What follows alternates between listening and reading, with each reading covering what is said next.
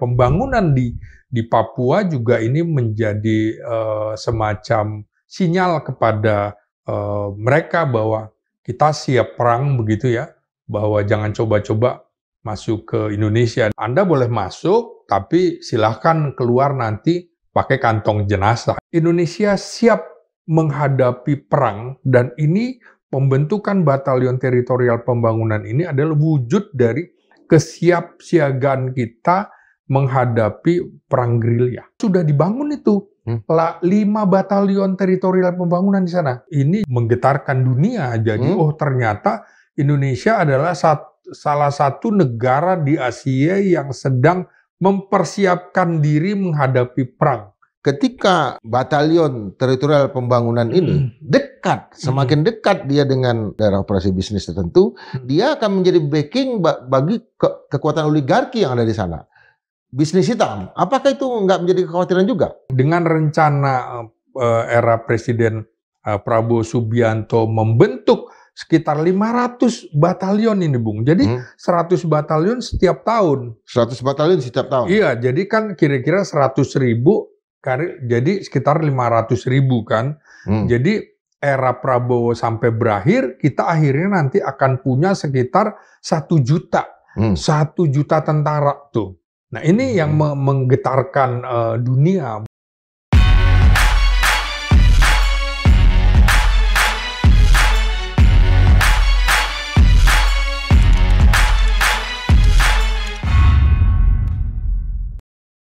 Sobat Mandilog, hari ini kita mendengar informasi bahwa TNI Angkatan Darat lagi menerima sekitar 25.000 Tantama dan Bintara yang akan mengisi Batalion Teritorial Pembangunan. Pengadaan besar-besaran ini dilakukan justru ketika CPNS, calon pegawai negeri sipil, itu ditiadakan. Nah, tentu kebutuhan kita terhadap sumber daya manusia yang sebesar ini menjadi pertanyaan banyak pihak, termasuk juga kritisisme dari kalangan masyarakat sipil. Untuk apa? Apakah jumlah tentara yang begitu besar ini benar-benar untuk digunakan bagi kepentingan tentara itu sendiri, sebagai alat pertahanan negara, atau ada kepentingan-kepentingan lain yang coba untuk diraih guna mewujudkan visi astacita dari Presiden Prabowo Subianto. Untuk membahas ini, kita menghadirkan lagi seorang ahli, seorang pakar di bidang pertahanan, di bidang militer, intelijen, dan juga masalah keamanan, dan jurnalis senior kita, dosen di Universitas Nasional, Bang Samad Ginting. Selamat datang, Bang. Ya, siap, Bung Nida. Makin lama makin tegap aja nih, Bang. Iya. Muncul banyak kritisisme dari kalangan NGO bahwa pengadaan 25.000 Tantama dan Bintara ini itu akan mengganggu justru eksistensi dari tentara profesional. Apa sebetulnya yang ada di balik proyek yang luar biasa ini, Bang? Iya. Ya, tentara kita pertama kali itu dibentuk sebenarnya awalnya itu tentara rakyat, tentara pejuang, tentara profesional, baru kemudian tentara nasional, baru tentara profesional. Ini sebuah tahap yang agak berbeda dengan tentara-tentara di negara-negara barat dan juga di negara-negara komunis. Dengan luas wilayah yang salah satu negara kepulauan terbesar, dengan pantai yang panjangnya adalah nomor 2 di dunia setelah Kanada, tentu saja kita membutuhkan sebuah satuan tentara yang kuat untuk mempertahankan wilayah. Nah, tentu saja rencana pembentukan di tahun ini sekitar 100 batalion teritorial pembangunan dengan basic adalah batalion infanteri, tentu saja menurut saya ada tujuan-tujuan yang ingin dicapai. Tujuan pertama tentu saja adalah untuk mendukung pertahanan wilayah kita. Nah, wilayah kepulauan yang panjang itu, yang banyak itu dengan bergunung-gunung dan berhutan-hutan, itu harus dijaga. Karena itu, Batalion Teritorial Pembangunan ini juga berperan dalam menjaga stabilitas dan keamanan di wilayah-wilayah Indonesia, termasuk di wilayah-wilayah terluar tentunya. Dan yang kedua tentu saja untuk memperkuat hubungan TNI dengan rakyat, terutama memang hubungan antara TNI dengan rakyat ini kan bagian dari kemanunggalan TNI dengan rakyat yang memang diciptakan sejak awal, karena tentara kita awalnya dibentuk justru dari rakyat sebelum kemerdekaan.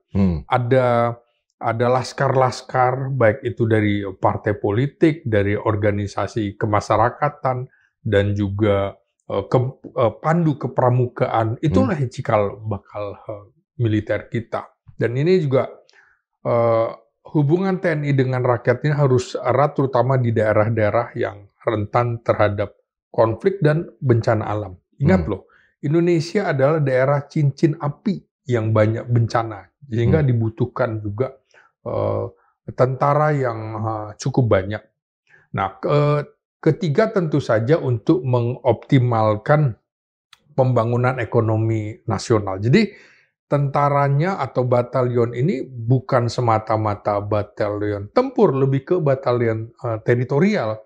Jadi diharapkan dapat mendukung pembangunan ekonomi nasional dengan menjaga stabilitas keamanan di wilayah-wilayah strategis. Jadi ini yang harus dipahami, misalnya di daerah-daerah bencana, di daerah-daerah yang memang kita harus menciptakan lumbung-lumbung pangan. Jadi batalion itu kan nantinya terdiri dari 9 kompi. Ini 9 kompi. 9 kompi. Jadi semacam batalion komposit. Nah, yang saya pahami itu terdiri dari dua kompi senapan, berarti infanteri ya, satu kompi zeni. Kalau ini tadi satuan tempur infanteri, zeni itu bantuan tempur, kemudian ada kompi kesehatan, berarti bantuan administrasi, satuan bantuan administrasi, ditambah kompi peternakan, kompi perikanan, dan kompi pertanian. Nah, perkebunan juga ada. Nah, pertanian ini perkebunan sekalian, karena memang kita daerah agraris, kemudian kita juga banyak laut sehingga butuh perikanan dan juga peternakan. Nah, apa sih tujuannya?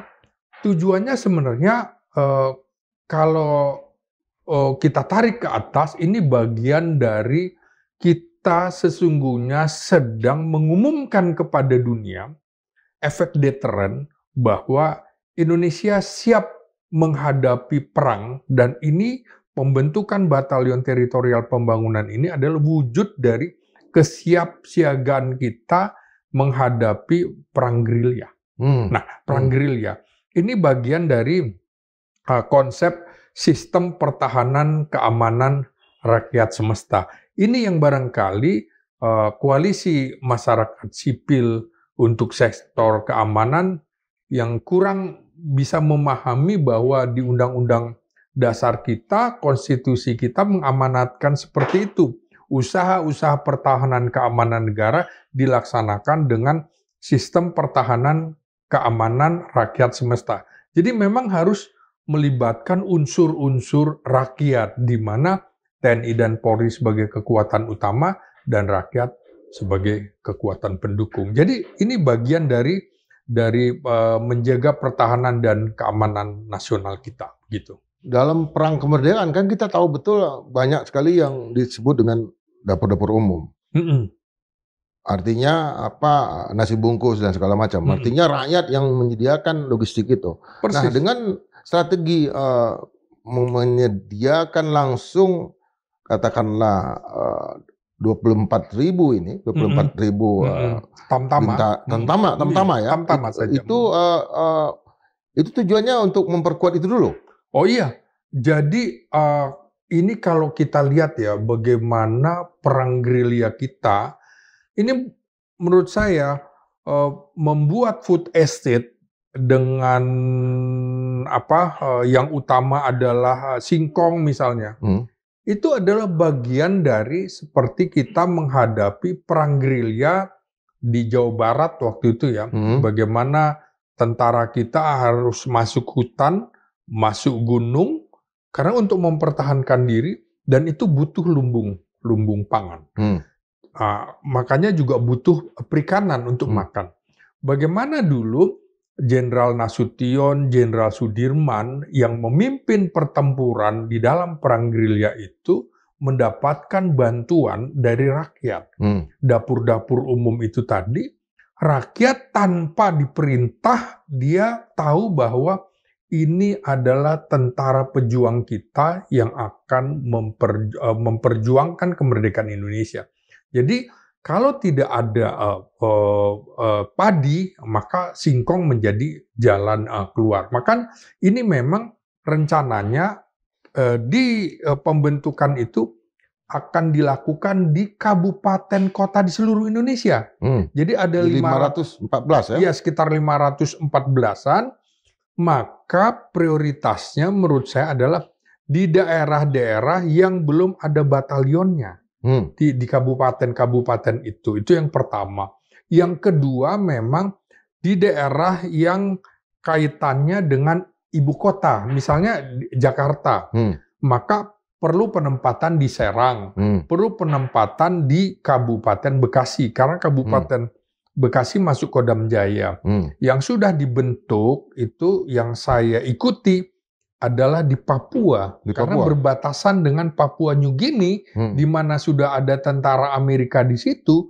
Masa kita diam saja udah ada tentara Amerika di situ? Maka sudah dibangun itu 5 batalion teritorial pembangunan di sana. Sudah dibangun? Sudah dibangun. Berapa jumlahnya, Bang? Itu ada 5 batalion. Batalion 801, 802, 803, 804, 805. Jadi ini membuat efek deteren juga bagi tentara-tentara asing yang berbatasan dengan Indonesia, baik yang sudah ada di Papua New Guinea, yang sudah ada di Laut Cina Selatan. Kita juga sudah punya yang namanya batalion komposit di Kepulauan Riau. Itu terdiri dari batalion itu gabungan. Jadi sama, ada kompi infanteri, ada baterai armet, ada baterai Arhanut, ada kompi Zenit Tempur. Nah itu memang betul-betul siap menghadapi perang. Makanya dibuat batalion komposit. Nah itu buat perang. Tapi kalau yang batalion teritorial pembangunan ini memang konsepnya menurut saya untuk menghadapi perang gerilya. Konsep perang gerilya. Nah kita lupa bahwa perang gerilya itu, konsep perang gerilya itu, operasi gerilya justru diciptakan oleh tokoh-tokoh militer kita. Seperti Jenderal A. Nasution. Dan konsepnya itu digunakan dalam buku-buku akademi militer hampir di seluruh dunia. Konsep perang gerilya dan anti gerilya. Dan itu dilakukan. Nah ini konsepnya, strategi perang rakyat itu digunakan di Afghanistan ketika menghadapi Uni Soviet, digunakan oleh Vietnam ketika melawan Amerika. Jadi ini kan konsep strategi perang rakyat semesta yang melibatkan partisipasi aktif masyarakat di dalam perjuangan melawan musuh. Jadi beberapa prinsip utama konsep perang gerilya Jenderal Nasution ini, pertama, satu ada perang rakyat semesta di mana melibatkan seluruh rakyat. Jadi perang itu bukan urusan militer dan polisi saja, tapi juga urusan komponen rakyat dalam perjuangan melawan musuh. Kedua, tentu saja adalah mobilitas dan fleksibilitas. Jadi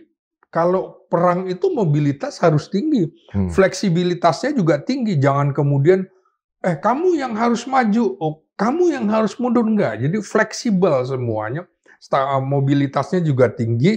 Untuk apa? Untuk menghindari musuh melakukan serangan-serangan mendadak. Jadi kita harus fleksibel, di mana dalam perang itu satuan-satuan misalnya seni bisa menjadi infanteri, artileri medan bisa menjadi infanteri, kavaleri menjadi infanteri, seperti itu. Jadi fleksibel, tidak melulu bahwa armet itu hanya untuk menembak, membantu pasukan infanteri, nggak begitu.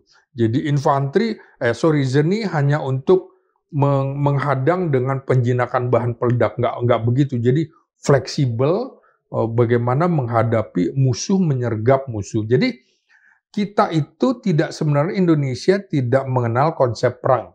Tidak mengenal konsep perang? Ya, bukan seperti bangsa Romawi yang mereka lebih baik mempersiapkan. Kita tidak. Jadi visis pacem para belum itu konsep Romawi mempersiapkan perang begitu ya sebelum diserang. Kalau kita enggak.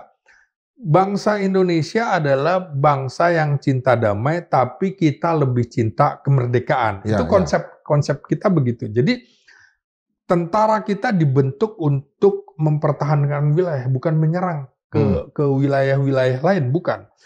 Kecuali tentara-tentara yang dari negara-negara superpower seperti Rusia, Amerika, Cina. Nah, kita memang harus menghadapi. Jadi defensif kita.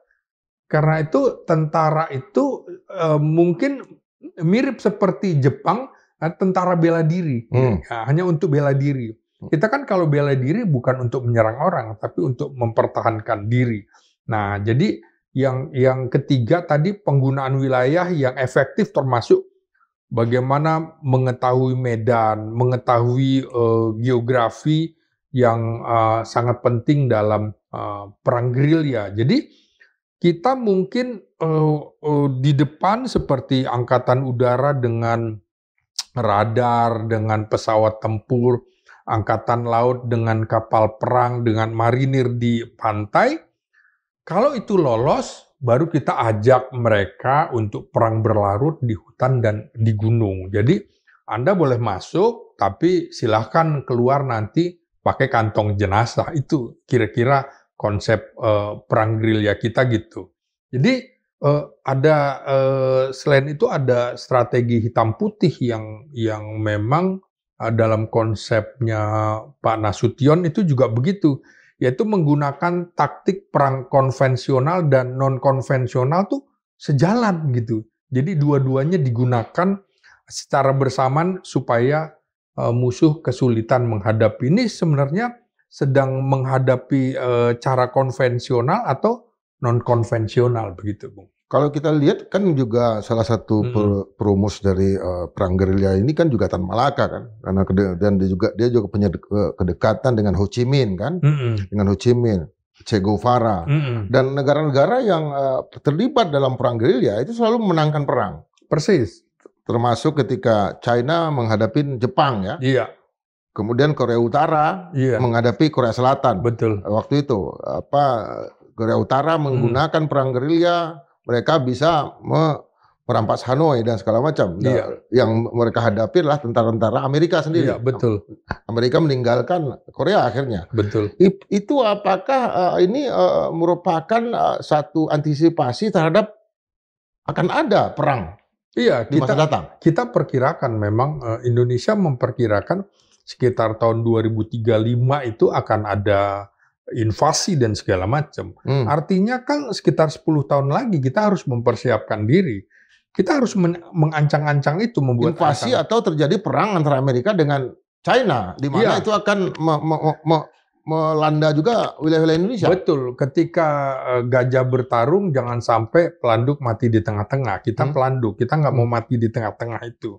Karena itu dalam perang gerilya tentu saja melibatkan partisipasi aktif masyarakat. Dalam bentuk apa misalnya? Dukungan logistik, intelijen, dan moral. Jadi tidak semata-mata cuma kombatan saja yang bertarung, berperang, tapi karena ini perang melibatkan rakyat semesta. Contoh ketika peristiwa 10 November 1945, itu anak-anak SD ya, itu juga membantu tentara kita. Kan contoh yang diceritakan oleh Pak Tri Sutrisno itu, dia umur 10 tahunan akhirnya karena ada serangan dari Belanda di Surabaya, dia nggak sekolah semuanya, anak-anak SD laki-laki terlibat. Apa dalam, misalnya dia membawa pesan dari satu kesatuan perjuangan ke perjuangan lain, membawa pesan lewat kopiah gitu, disimpan, membawa obat-obatan, seperti itu. Hampir sama kan yang dilakukan di Palestina menghadapi tentara Zionis Israel. Itu juga perang gerilya yang sampai sekarang Israel belum bisa menghancurkan Palestina secara penuh, nggak bisa. Jadi nggak dalam konsep militer seperti militer Indonesia itu, kalau pemerintah menyerah, maka tentara nggak boleh menyerah. Jadi tentara adalah patriot yang tidak pernah kenal menyerah. Jadi nggak boleh menyerah seperti itu, Bung. Dalam indeks pertahanan, indeks militer, Indonesia ini kan kekuatannya jauh di atas Israel sekarang. Betul. Artinya yang ingin dicapai adalah kekuatan militer Indonesia ini akan masuk ke angka 10 besar. Karena sekarang masih angka di 14 ya, 13. Ya sekitar 13. Karena 13. Kita dari sisi jumlah. Sebenarnya tentara kita yang 500.000 itu menurut saya sangat minim sekali dengan jumlah penduduk 870 juta jiwa. Saya selalu mengusulkan setidaknya jumlah tentara kita adalah 1% dari jumlah penduduk. Artinya 2,8 juta jiwa tentara kita harusnya, dan sekarang 500.000. Dengan rencana era Presiden Prabowo Subianto membentuk sekitar 500 batalion ini, Bung. Jadi 100 batalion setiap tahun. 100 batalion setiap tahun? Iya, jadi kan kira-kira 100.000, jadi sekitar 500.000 kan. Jadi era Prabowo sampai berakhir, kita akhirnya nanti akan punya sekitar 1 juta. 1 juta tentara tuh.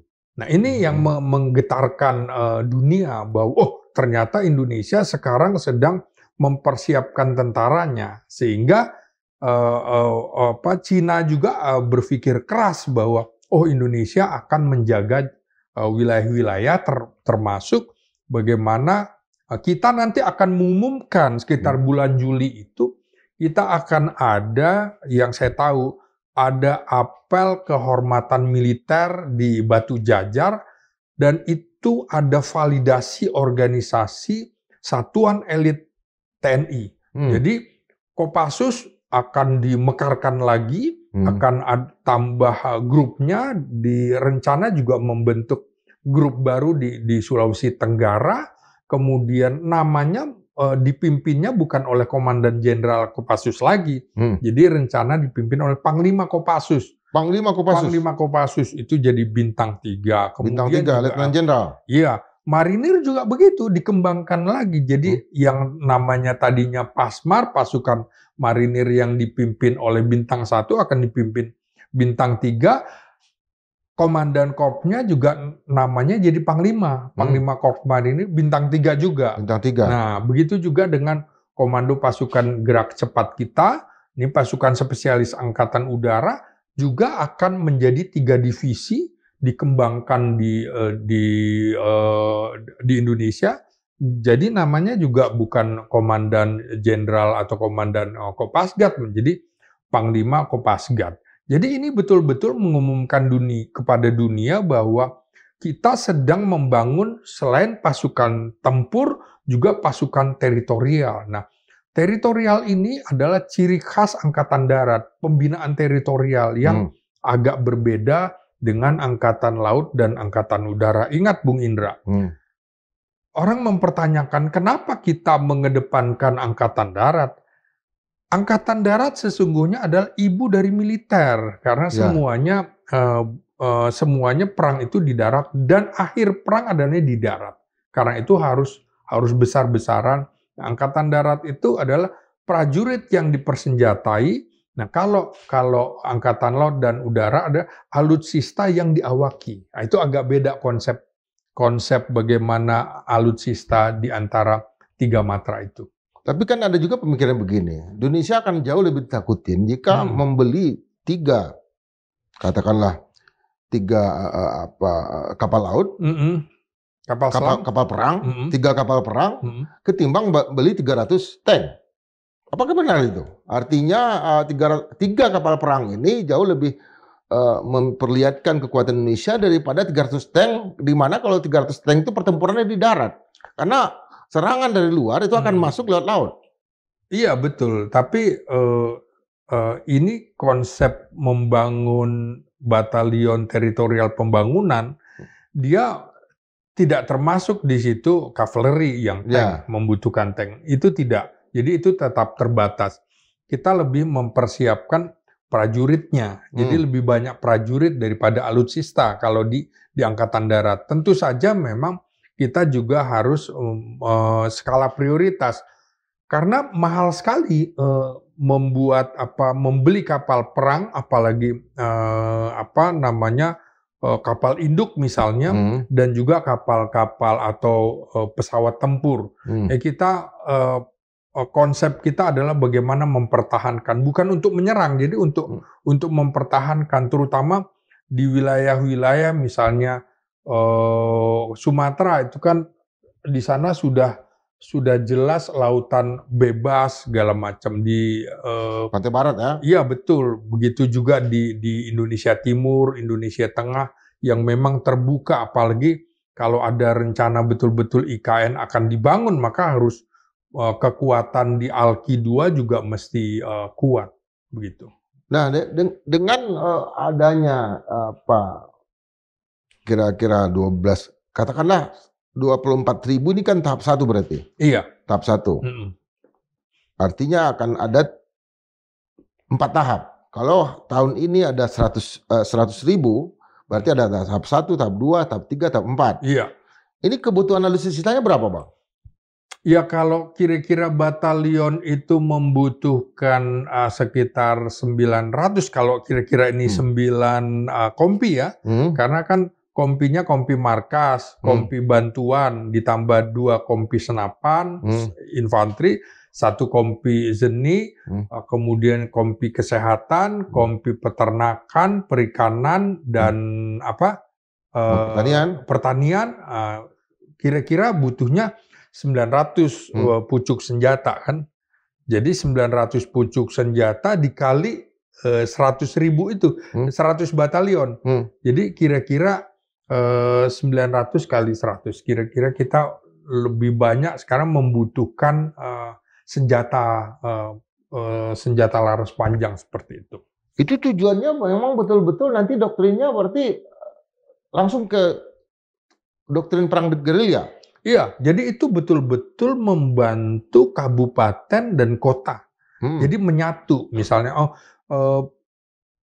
ini bagian dari operasi militer selain perang juga, jadi membantu pertanian rakyat. Karena memang tentara membutuhkan basis pangan yang kuat, maka dibantulah misalnya di Bekasi ini, wilayah pertanian. Nah sekarang ini yang menarik adalah Bung Indra, kabupaten dan kota itu menawarkan wilayah kami duluan, misalnya Kalimantan Tengah, Kalimantan Selatan rebutan, di Kalimantan kami dulu, kami siapkan sekitar 20.000 sampai 30.000 hektar untuk membangun batalion ini. Biasanya di mana ada kesatuan militer, di situ tingkat kesejahteraan masyarakat tinggi. Dan itu kemudian dibuktikan juga di Amerika. Amerika juga di mana ada satuan militer dibangun, misalnya satuan skadron angkatan udara misalnya, ternyata kemudian tumbuh, berkembang. Kenapa? Karena merasa aman.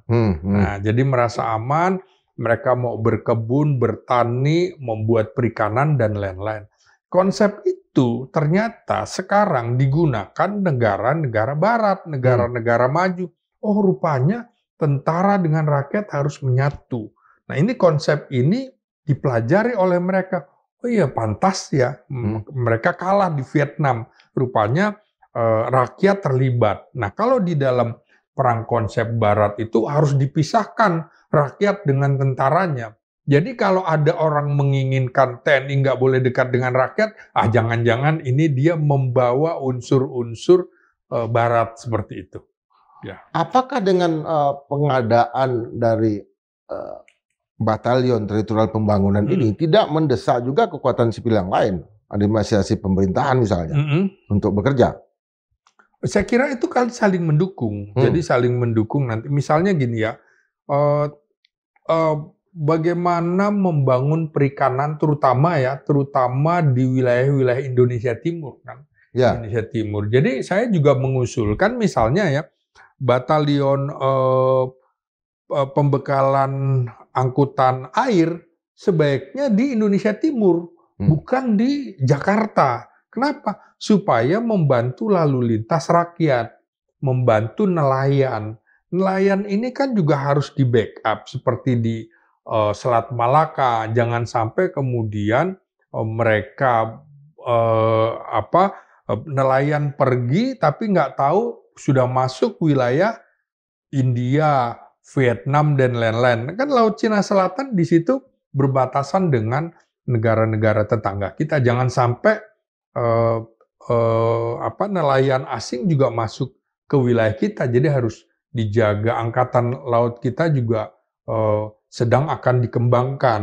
Makanya Lantamal 6 pangkalan utama Angkatan Laut itu akan ditingkatkan menjadi Komando Daerah Angkatan Laut tipe A, dan yang 6 lagi akan ditingkatkan menjadi Kodaeral tingkat B. Itu juga untuk mendukung. Jadi memang kita siap semua. Angkatan Udara juga akan membentuk yang namanya Koopsud 123 akan kembali menjadi Komando Daerah Udara. Jadi konsep yang dulu sebelum yang terakhir itu di eranya Jenderal M. Yusuf yang kemudian digantikan oleh Jenderal L.B. Murdani akan dikembalikan lagi seperti dulu. Jadi kita betul-betul tentaranya kembali kuat lagi, kembali lebih banyak lagi karena tantangan ancamannya sekarang sudah nyata. Dalam konsep yang saya bayangkan juga kita harus siap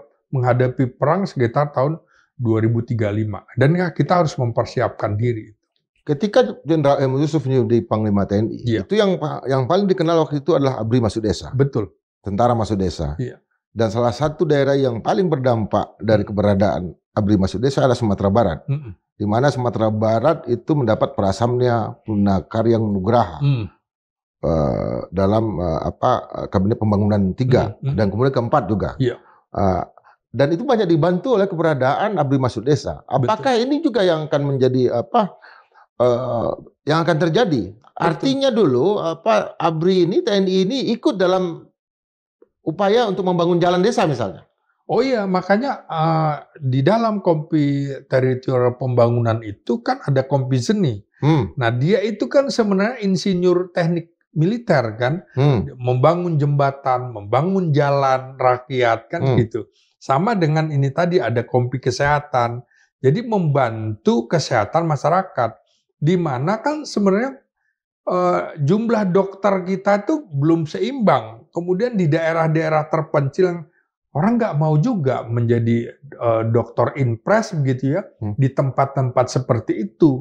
Maka ya dibutuhkanlah tentara. Sama membangun jalan di Papua, nggak mungkin PU yang sipil itu bisa menghadapi rongrongan ancaman keamanan dari organisasi Papua Merdeka, maka dibutuhkan seperti itu. Makanya dibangun 5 batalion teritorial pembangunan di Papua juga antara lain kan tentu ada kompi seni, ada kompi kesehatan.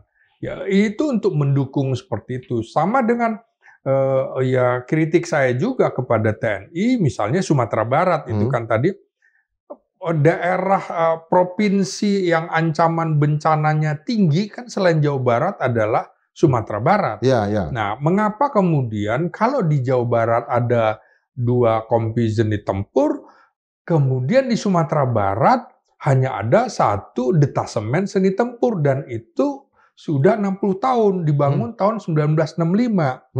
Nah, seharusnya ditingkatkan, jangan hanya membuat batalion baru, tapi detasemen-detasemen ini ditingkatkan statusnya menjadi batalion, seperti detasemen seni tempur 2 yang dibangun tahun 1965, udah 60 tahun kok nggak ditingkatkan. Juga detasemen-detasemen artileri medan, artileri pertahanan udara, detasemen kavaleri, ya ditingkatkan aja itu dulu, jangan dibandingkan dengan memaksa membuat batalion baru, kan juga membutuhkan lahan yang lebih luas dan juga alutsistanya lebih banyak lagi. Mendingan ini ditingkatkan, yang dari detasemen ditingkatkan menjadi batalion. Itu juga jangan lupa harus dilakukan, terutama di daerah-daerah bencana, termasuk dulu di Sumatera Barat ada Kodam 17 Agustus, ya harus segera juga ini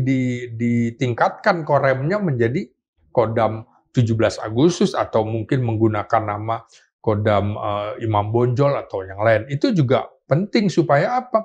Supaya ada rasa kebanggaan dari provinsi-provinsi terhadap daerahnya, bahwa mereka melekat, TNI, polisi melekat dengan sipil untuk membangun bangsanya, begitu. Dulu salah satu sebab kenapa rekrutmen PNS itu tidak diadakan waktu zaman Orde Baru, karena pemikirannya begini, mengadakan 100.000 orang PNS saja itu anggarannya luar biasa. Iya. Lalu di zaman Presiden Jokowi itu jebol, banyak sekali PNS yang direkrut. Nah, sekarang justru PNS ini nggak direkrut tahun ini, lalu tentara gitu. Nah, dari segi anggaran, apakah anggaran dari Kementerian Pertahanan cukup kuat untuk mengadakan sekitar tahun ini aja 100.000 Tantama ini? Ya, ini memang program Kementerian Pertahanan. Kementerian Pertahanan adalah kementerian yang paling banyak menggunakan APBN dibanding yang lain, termasuk nomor 1. Tapi ini kan dibagi di dalam 5 klaster ya. Kementerian Pertahanan, Mabes TNI, Mabesat, Mabesal, Mabes AU. Nah, jadi kita harus melihatnya begini. Nah, ini konsep sistem pertahanan keamanan rakyat semesta ini agak berbeda dengan kita merekrut PNS ya. Karena kalau militer misalnya Papua, jangan kemudian nanti bukan berarti rekrutmen dari Papua ditempatkan di Papua, tidak. Justru misalnya dari Sumatera Utara nanti penempatannya di pulau di luar Sumatera. Penempatan di Papua, Maluku, Kalimantan, Sulawesi, dan lain-lain, Nusa Tenggara. Nah, ini kalau sipil kan nggak mau. Makanya kalau sekarang konsep penerimaan pegawai negeri sipil adalah dia melamar untuk posisi apa. Nah, biasanya lebih memilih di kota, kabupaten, provinsinya. Kalau tentara nggak bisa milih nih, Bung. Anda dari Sumatera Barat misalnya, jangan harap nanti Anda ditempatkan di Sumatera Barat. Siap-siaplah ditempatkan di jauh gitu. Nangis ayah ibu saya dulu. Nah, itu kan. Ya. Kira-kira. Nah, Papua juga gitu. Saya sudah melihat beberapa batalion di Jakarta misalnya, di wilayah Kodam Jaya, itu sudah banyak juga anak-anak Papua kita di sana. Supaya apa? Supaya melebur. Supaya apa? Tahu bahwa namanya Indonesia itu betul-betul dari Sabang sampai Merauke, dan kita punya kebinekaan, agama yang berbeda, suku berbeda, ras berbeda. Jadi kita lihat. Nah, rekrutmennya juga tidak mungkin passing grade-nya atau standarnya sama yang anak-anak Papua atau Maluku dari Indonesia Timur dengan standar di Pulau Jawa. Nggak mungkin, tingkat pendidikan yang didapatkan kurang. Jadi standarnya agak dikurangi dan lain-lain. Bahkan NTT kemarin, si Joni yang dulu berhasil menyelamatkan bendera naik itu, tingginya kan kurang, ya kan? Kurang, tapi akhirnya ada kebijakan-kebijakan lain untuk dijadikan tentara, mungkin nanti dia ditempatkan di tempat yang tidak membutuhkan tentara dengan ukuran tinggi yang standar, misalnya 163, 165 gitu. Angkatan laut bahkan di kapal-kapal perang tingginya kurang, Bung, karena untuk menunduk di kapal yang penting dia bisa digunakan, dimanfaatkan untuk perang.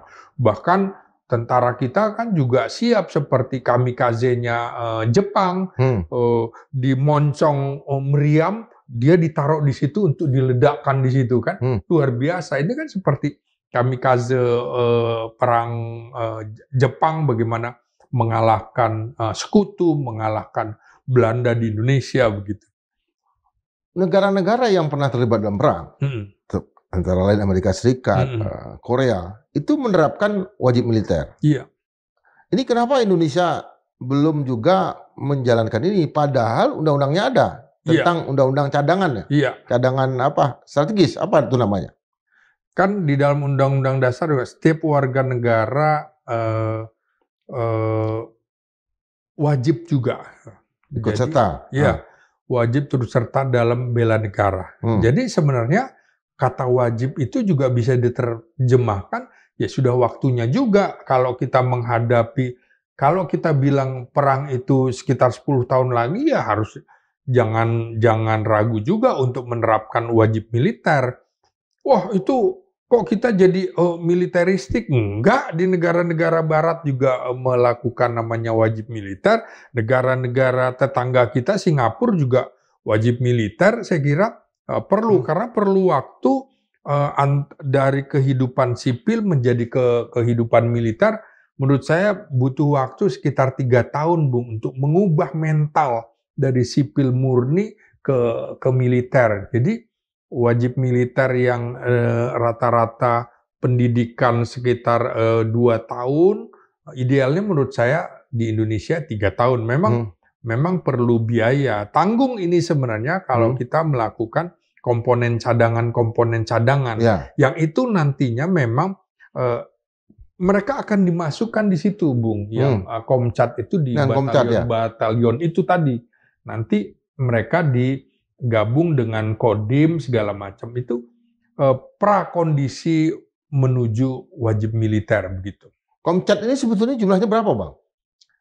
Komcat itu kan Komcat untuk matra darat, laut, dan udara, tergantung kebutuhan juga. Jadi ini sebenarnya menuju ke sana. Ya. Jadi jangan-jangan nantinya rekrutmennya ini kan Komcat ini bisa ditingkatkan lagi. Terutama kita membutuhkan, karena ada kompi perikanan, peternakan, pertanian, ya kita membutuhkan juga sarjana-sarjana dari sana, dari bidang-bidang ilmu itu, untuk kemudian, karena belum ada di pegawai negeri sipil dibuka, ya sudah masuk aja juga ke sana, kan sama juga. Artinya mereka menjadi aparatur negara, bukan sipil tapi militer negara. Jadi bisa juga dari prodi-prodi pertanian, perikanan, peternakan juga masuk. Kenapa? Ini konsepnya lagi-lagi untuk membantu rakyat begitu. Dalam kasus ledakan yang terjadi di Garut, kita kan tahu ada warga sipil yang terlibat. Nah, kenapa dalam persoalan seperti ini Komcat yang dilibatkan? Kenapa bukan Komcat, maksud saya? Oh iya. Kan banyak sekali kepentingan-kepentingan militer, terutama dalam hal-hal tertentu, misalnya memperbaiki kapal yang rusak, atau apa membersihkan senapan dan segala macam. Itu kan Komcat bisa dilibatkan, Bang? Bisa. Ya, saya kira itu harus dievaluasi kemarin. Kasus peledakan amunisi di Garut itu menjadi catatan tersendiri. Artinya tidak boleh melibatkan rakyat sipil biasa untuk peledakan, kecuali membantu logistik, gitu kan, membantu makanan, minuman segala macam, membantu membawa barang. Tapi untuk di lokasi ledakan, saya kira juga harus dievaluasi. Kan memang salah satu hasil investigasinya kekurangannya di situ yang harus diperbaiki.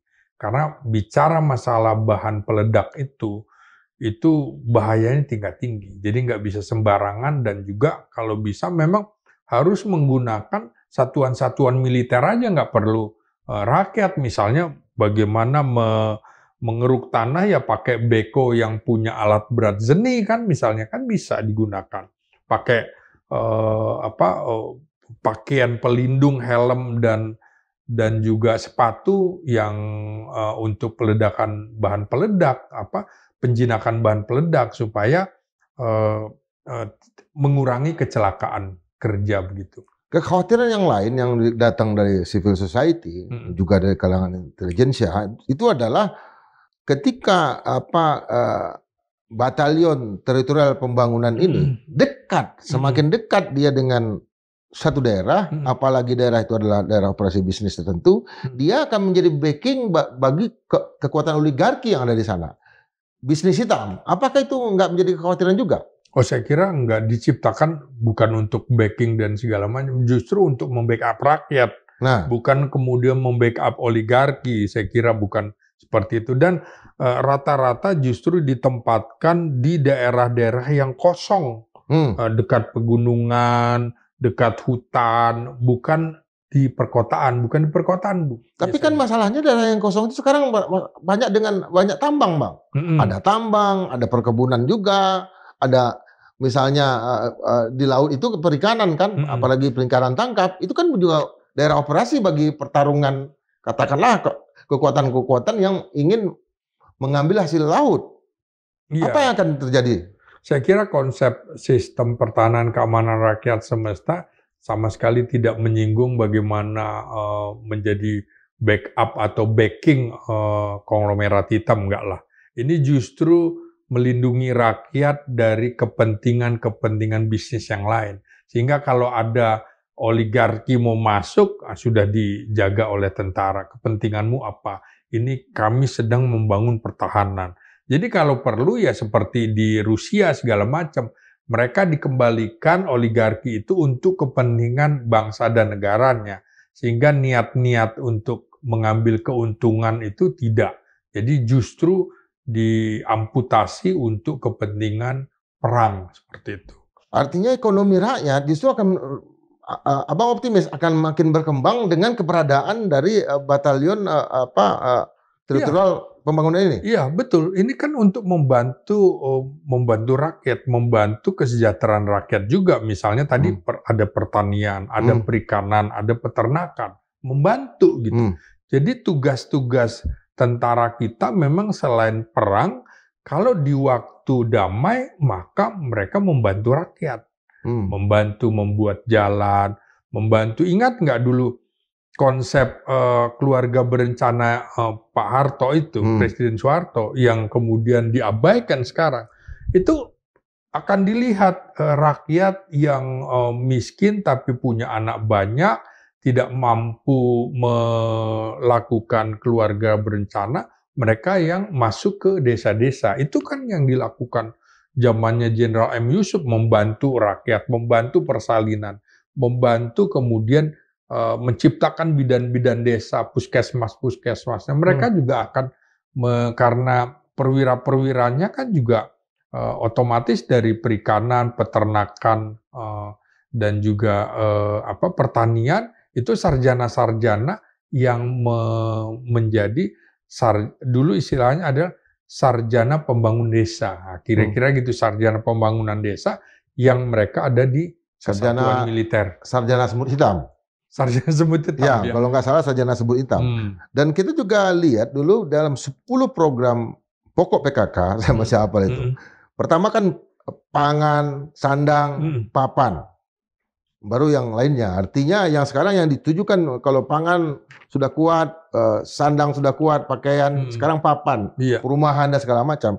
Itu arahannya juga ke sana untuk pembangunan 3 juta rumah. Nah, kan begini ya, dulu ada yang namanya Transat, Transmigrasi Angkatan Darat, Transal, Transmigrasi Angkatan Laut, Transal, Transmigrasi Angkatan Udara.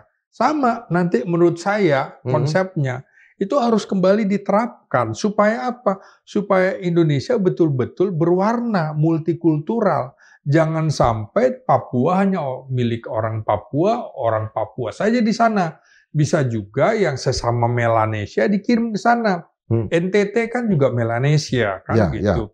Maluku Utara, Buton begitu. Yang rumpunnya yang mirip-mirip Melanesia bisa di sana. Jadi sehingga mereka sama-sama membangun. Dulu bagaimana orang-orang Jawa di Sumatera yang lahannya kosong, maka banyak kan orang-orang Jawa di Sumatera Selatan, di Lampung, juga di Sumatera Utara. Sehingga apa? Tidak ada lagi orang merasa bahwa sukunya lebih hebat daripada suku yang lain. Jadi mereka asimilasi, terjadi perkawinan asimilasi juga ini bagus untuk kemudian bagaimana ini betul-betul asli Indonesia. Nazabnya ternyata, ada nazab keturunan Jawa, keturunan Sumatera, Kalimantan, Sulawesi. Nah, itu bagus.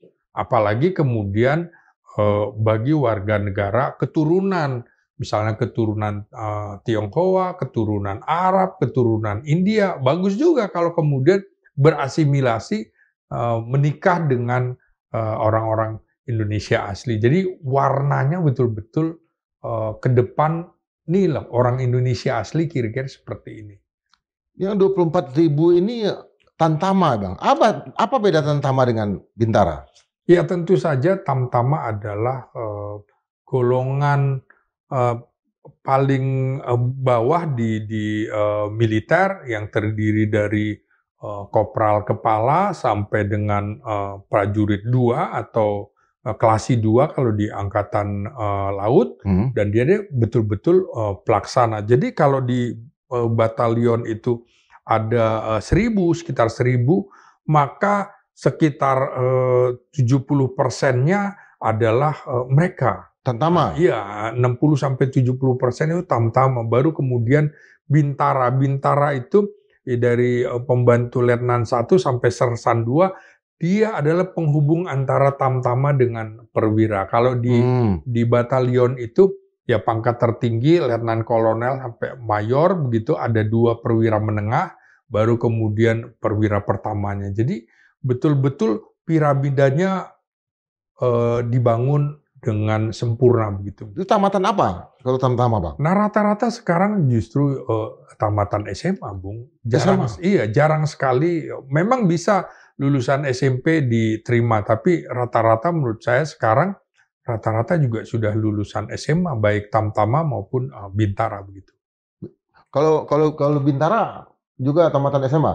Iya, Bintara tamatan SMA juga. Juga ada sebenarnya tamatan sarjana yang jadi Bintara. Itu boleh ya? Boleh?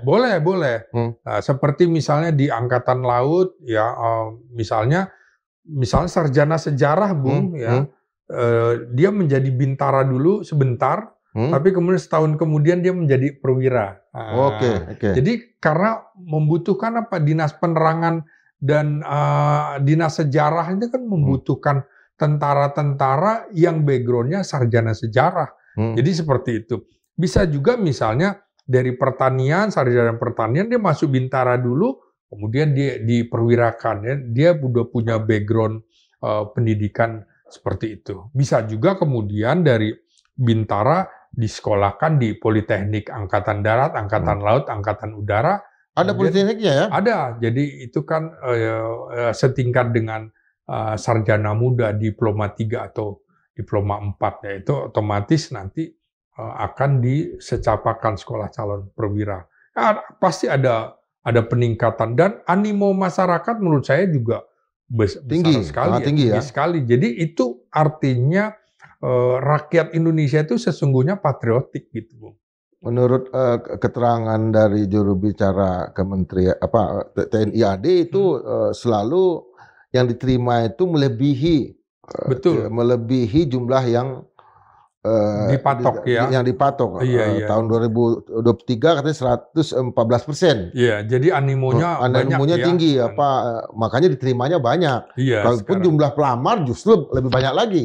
Iya, saya kira ini juga menggetarkan dunia. Jadi ternyata Indonesia adalah salah satu negara di Asia yang sedang mempersiapkan diri menghadapi perang. semesta. Jadi dengan pengumuman ini membuat mereka juga gentar. Tentu saja Amerika yang sudah ada di garis depan perbatasan Indonesia dengan Papua Nugini juga sekaligus ingat lagi peristiwa bagaimana mereka pulang dengan kantong mayat di Vietnam. Apakah mereka mau coba masuk ke Indonesia juga? Makanya pembangunan batalion teritorial pembangunan di Papua juga ini menjadi semacam sinyal kepada mereka bahwa kita siap perang begitu ya, bahwa jangan coba-coba masuk ke Indonesia. Dan menurut saya juga brigade-brigade marinir, brigade infanteri Angkatan Darat jangan hanya nongkrong ditempatkan di Pulau Jawa saja, tempatkanlah di wilayah-wilayah yang menjadi ancaman, misalnya di perbatasan Papua dan Papua Nugini, kita buat pagar betis seperti bagaimana konsep perang gerilya itu, pagar betis untuk memisahkan antara tentara kita atau rakyat yang pro merah putih dengan rakyat yang bertentangan dengan yang Republikan dengan yang lain. Iya. Nah, sekarang kan yang didahulukan adalah Angkatan Darat. Iya. Kapan penerimaan tantangan ini di tubuh Angkatan Laut? Bersamaan juga. Sama, dilakukan juga bersamaan. Ini mungkin karena pengumuman dari Angkatan Darat kan, karena akan dibangun juga Korps Marinir akan dibesarkan, Kopasgat akan dibesarkan. Ini kan sebenarnya infanterinya Angkatan Laut dan infanterinya Angkatan Udara. Mereka juga nerima besar-besaran, Bung, sama. Juga karena akan ada pembangunan atau Lantamal jadi Komando Daerah Angkatan Laut dan Koopsud jadi Komando Daerah Angkatan Udara, otomatis menerima tamtama bintara yang cukup besar.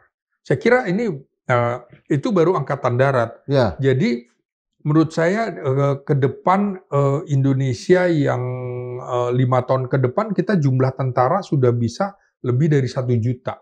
Dan kalau periode berikutnya konsepnya sama dengan Presiden Prabowo, maka 10 tahun ke depan kita sudah punya tentara dengan jumlah sekitar 1,5 juta. Itu menggetarkan dunia.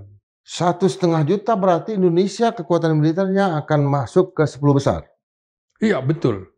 Kalau untuk pasukan perdamaian saja, kita sudah nomor 5, nomor 6. Kalau nanti kita akan mengirimkan 1 brigade komposit ke Palestina Timur Tengah, kita sudah menjadi nomor 3 terbesar di dunia untuk pasukan perdamaian. Karena konstitusi kita mengamanatkan seperti itu, bahwa kita mencintai perdamaian, tapi kita lebih mencintai kemerdekaan. Artinya keberadaan dari keinginan ambisi katakanlah, ambisi Indonesia untuk masuk ke 10 besar kekuatan militer dunia ini, itu juga di tengah upaya untuk menopang pertumbuhan ekonomi yang katakanlah mau dicapai sekitar 8%. Iya. Dalam waktu mungkin 5 atau 10 tahun yang akan datang. Betul. Jadi target pertumbuhan ekonomi yang 8% ini itu bukan main-main, hanya bisa diwujudkan dengan bersatunya segala komponen bangsa, baik itu TNI, Polri, dan juga rakyat. Polisi juga tidak harus dikuatkan, terutama Bintara, Bayangkara, pembina desanya, termasuk di Angkatan Darat, Bintara pembina desa itu harus dikuatkan dengan patroli-patroli segala macam, itu harus dikuatkan karena bagaimana pembangunan itu juga sudah harus melibatkan rakyat.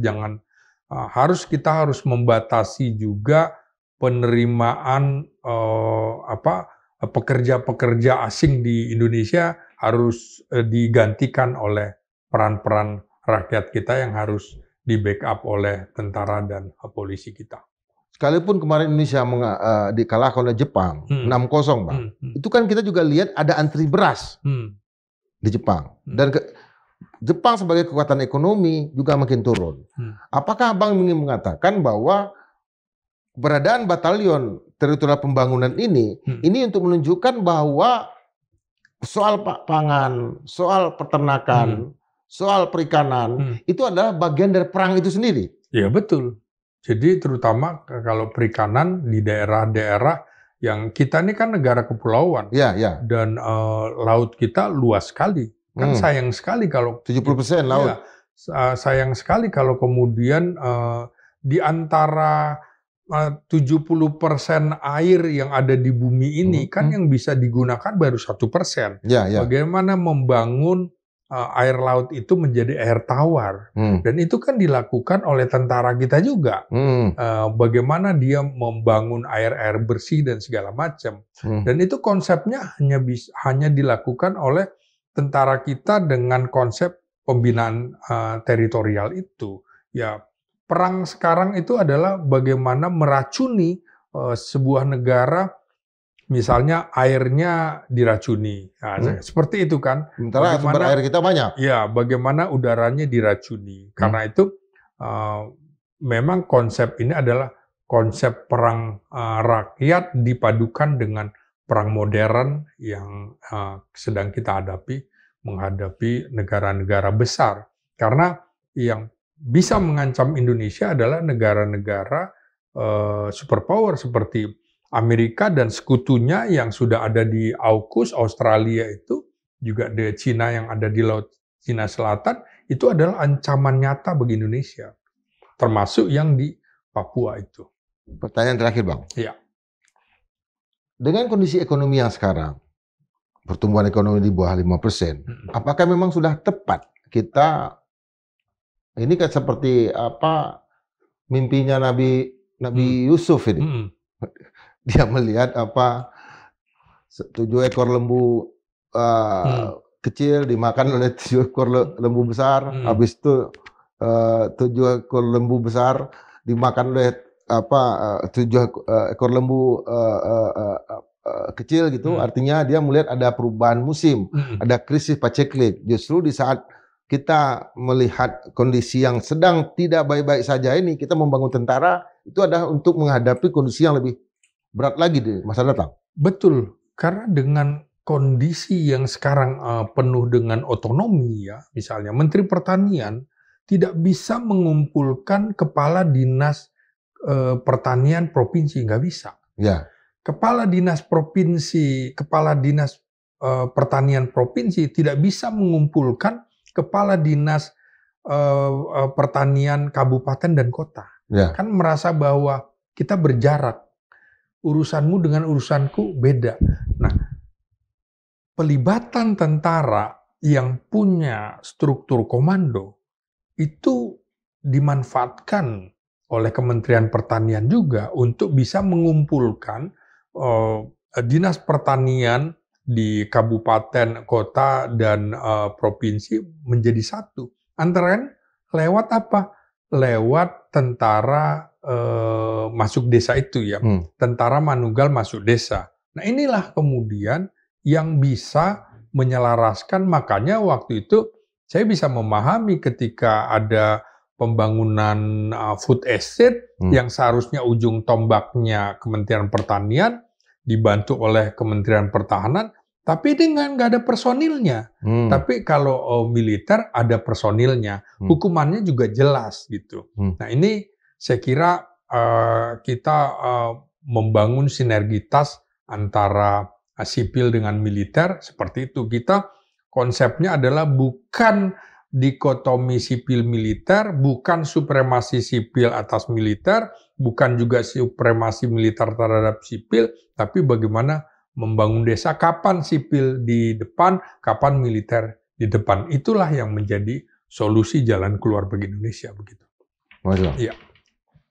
Sobat Marilog, di negara-negara maju seperti Amerika Serikat, seorang prajurit yang baru berangkat dari medan perang itu malah bisa menjadi warga kelas 2.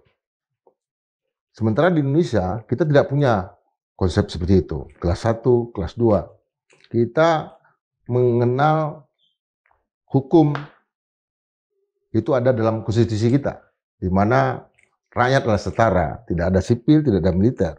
Tetapi pembangunan ketentaraan, pembangunan tentara profesional itu adalah bagian dari kepentingan kita untuk menjadi negara modern. Apalagi negara yang jauh lebih maju nanti diprediksikan oleh banyak lembaga dunia ya. Untuk 2045 misalnya sebagai kekuatan kekuatan ekonomi nomor 4, nomor 5 dunia. Negara makmur. Negara makmur saja tidak cukup tanpa ada pertahanan, tanpa ada keamanan. Maka untuk itu pembangunan ketenteraan kita dengan menghadirkan, katakanlah tahun ini ada sekitar 100.000 tentara untuk batalion teritorial pembangunan, itu menjadi raison d'être-nya, alasan kehadirannya. Sekalipun tentu kita akan melihat juga akibat-akibatnya kepada ekonomi, kepada supremasi sipil, yang tentu juga setelah ini dijalankan. Tetap kita akan lihat ini ke depan dan update lagi untuk masa-masa pertahanan, keamanan berikutnya dengan Bang Slamet Ginting. Sampai jumpa edisi berikutnya. Tetap berpikir merdeka terus sukses. Makasih Bung Indra. Makasih Bang. Ya.